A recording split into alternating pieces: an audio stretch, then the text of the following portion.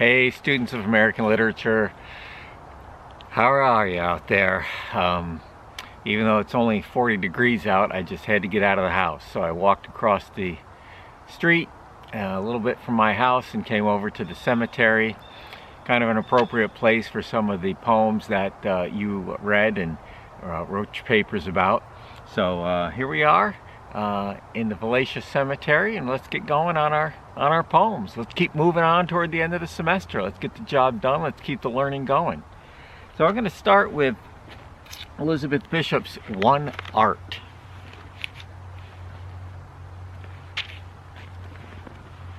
One art.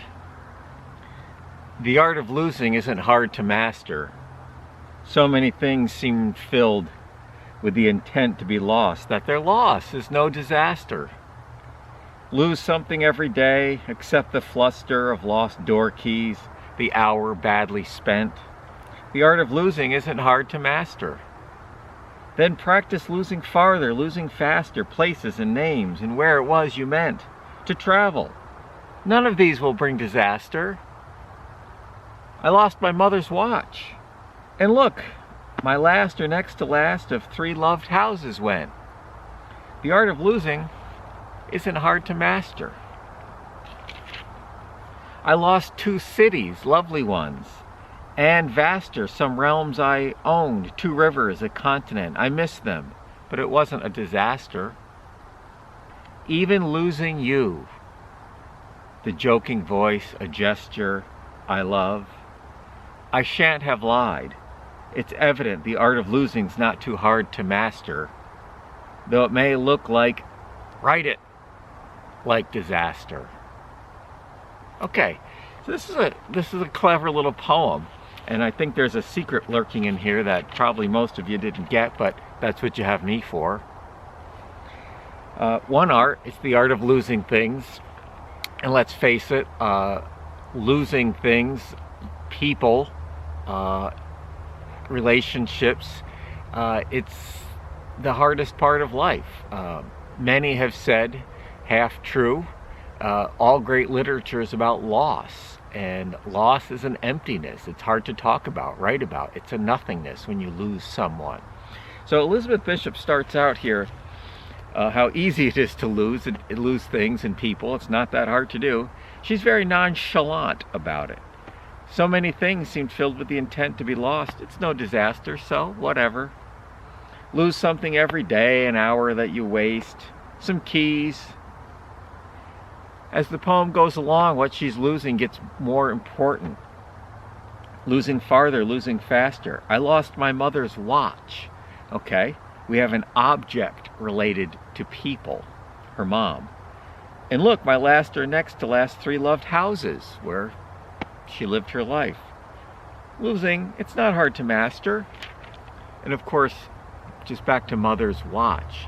It could be a watch on a wrist, or losing her mother who watched over her as our mothers do. And then it's losing places, 2 cities, lovely ones, a river, a continent, big places. Your ability to move and travel gets diminished with age. But the last stanza really clinches it.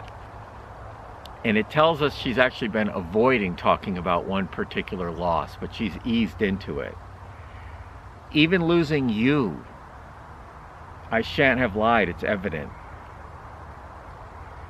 The art of losing's not too hard to master. Now the thing about this poem is it's a very, very specific style of poem. It is a villanelle, which has an exact number of lines, an exact rhyme scheme. And when we get to the end, you don't vary from that at all if you're writing a true villanelle. And when we get to the end of this poem, to what really matters, losing people, she is forced to write the last line. The form of the poem, the fact that it's a villanelle and she has to stick with the format, she has to write. Though it may look like she doesn't want to write it, she puts in parentheses. She must exhort herself to complete the poem. Though it may look like disaster, she has to admit that the great loss is the loss of someone she loves. And loss is heavy, and I'm sure you all have figured that out at this point. You've probably lost people, a relationship, and how you respond to loss, your resilience to loss, is one of the key factors in having healthy mental and spiritual life right up until you lose your own life. So it's a great little poem. She tries to be nonchalant, but she can't. By the end, she has to force to acknowledge that she's lost people as well.